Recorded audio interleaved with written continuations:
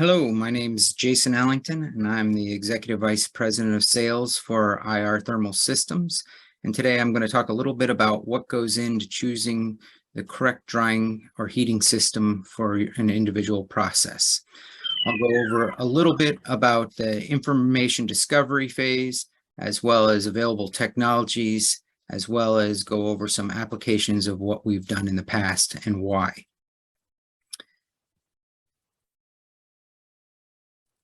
Though founded in 2020, the roots of IR Thermal Systems go back quite a bit further.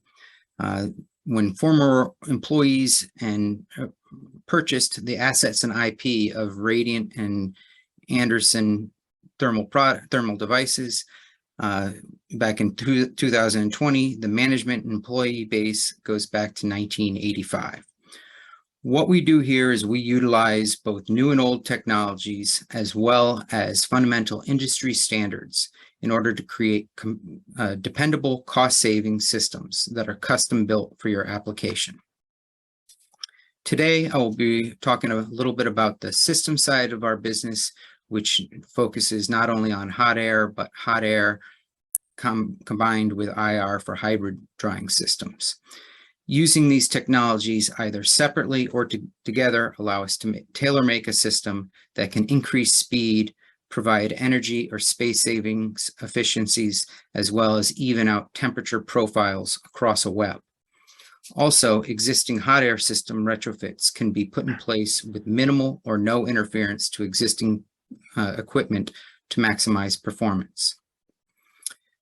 We serve many industries across the converting world, and each year it keeps growing, as the fastest way to make something is continuously.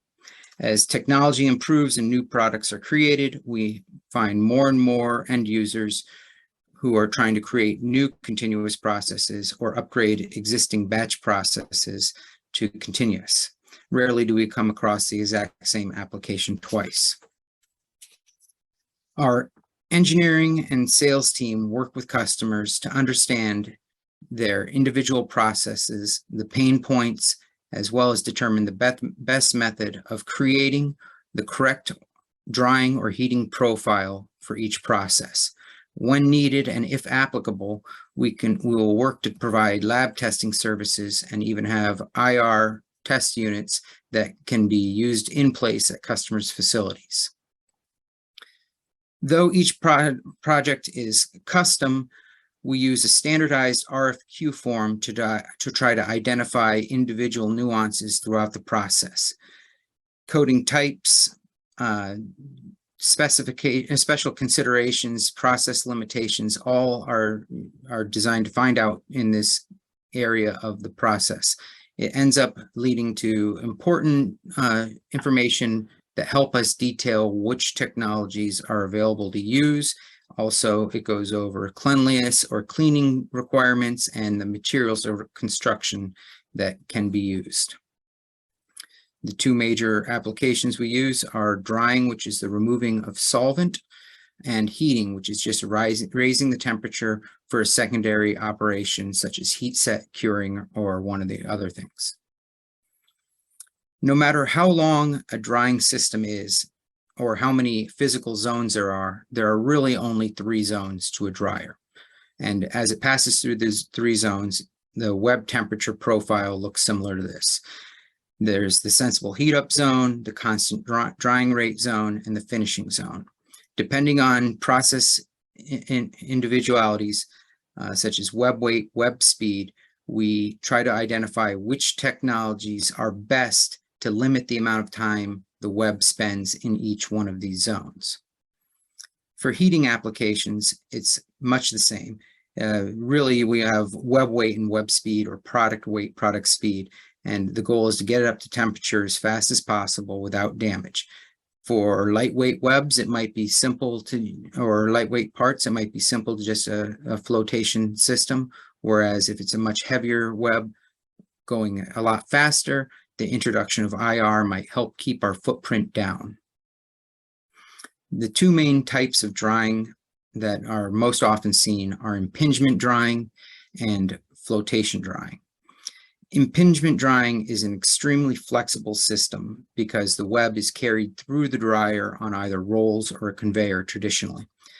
It works really well with low to medium energy input systems, and the variables that we have to play with include the type of air bar you can have, or air nozzle. You can have heavy impingement nozzles or nozzles that are designed for more dilution. You can also have the variables of playing with the supply temperature, the velocities, as well as the distance of the nozzle to the web. It's also important to note that in many cases, having a high energy input into the product might not be a benefit. Low boiling solvents, hydrophobic coatings, light or sensitive webs might get damaged or disturbed due to high energy input. So a softer drying or heating zone might be in order so as not to damage either the coating or the film. Flotation is most often used for applications that work well with medium to high energy input. This works great for high solid content coatings, heating and curing applications, water or other high boiling solvents, and two-sided coatings as the web is transferred through the dryer without contact on either side. In addition to IR, IR can be added for either impingement or flotation systems that can augment the characteristics, making the system more uniform and effective. This is done with either natural gas or electric IR, which includes short and medium wave lamps.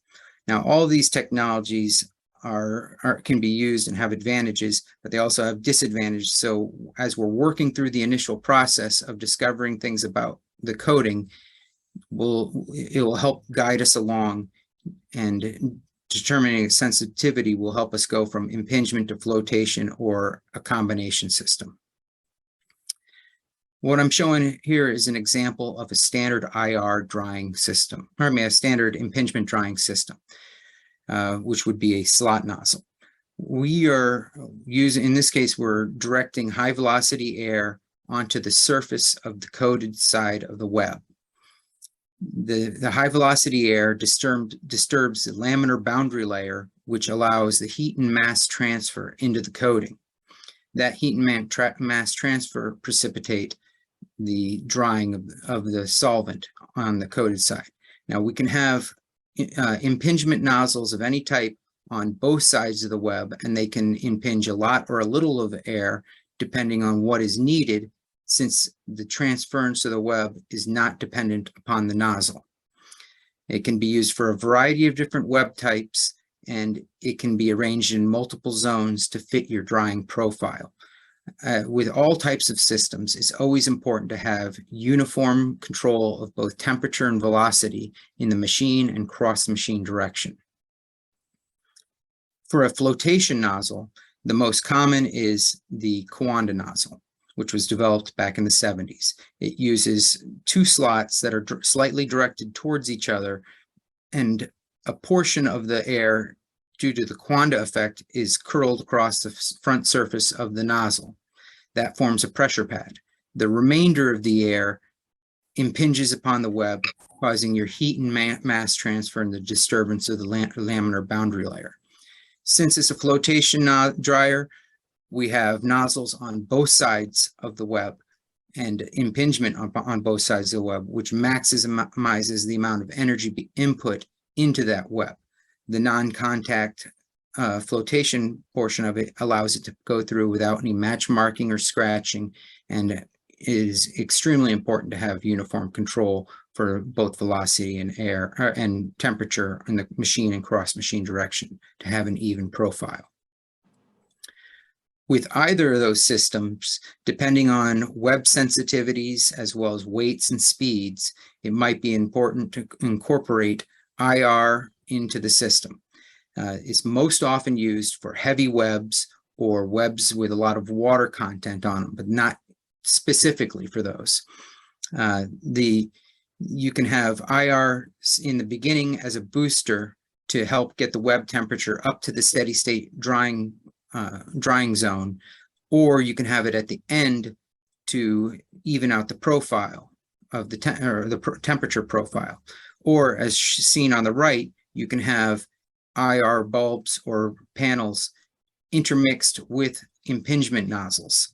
This allows the high energy and sensible energy input into the web while still having the mass and heat transfer from the impingement air. The IR boosters can also be completely separate from the drying system at the entrance and exit as well. Now I'm going to go over a few examples of some systems that we've done in the past and why. In this case, we had an extremely light coating that was being dried in a short impingement drying section in the beginning of the dryer. The following several sections are both IR and air to finish off the remaining of the drying and cure the process. At the exit of this system, it was an ambient cooler that used plant air to cool down the web to a temperature at which it could be rewound. The importance of this section of how this dryer was done is we used a little bit of air to get it dry fast, and meanwhile use the heat of the IR to get it up to temperature quick to finish off the process. In this case, it was a solvent-based coating line on an extremely light film. Because of the light nature of the film, an arched roll support dryer was chosen. That way we could vary the amount of heat on the coated surface. And since the web was being transferred by rolls, it didn't depend on velocity for flotation. And since it was also a volatile coating, we could vary the heat and velocity to keep the atmosphere safe throughout the system. Now, in cases where the web material might not have the strength to hold itself together, we use a system like this with a belt transferring the product through the oven. This was for a heat setting process for a fabric where the fabric couldn't be suspended between rolls. So the belt would carry the product through the drying system using impingement air above the product to push it through the heat set process. Once it was completed with that, the product had stability and could be pulled off the belt and rewound. In this case, we had a heavy web traveling at high speeds, curing a water-based silicone coating, drying and curing a water-based silicone coating. So we introduced heavy IR in the beginning to help push that heavy web and high water content up to the steady state evaporation period. At that point, the flotation dryer took over, finished off the drying, brought the web temperature up to the desired cure temperature, and maintained cure for the specific amount of time required before exiting the system.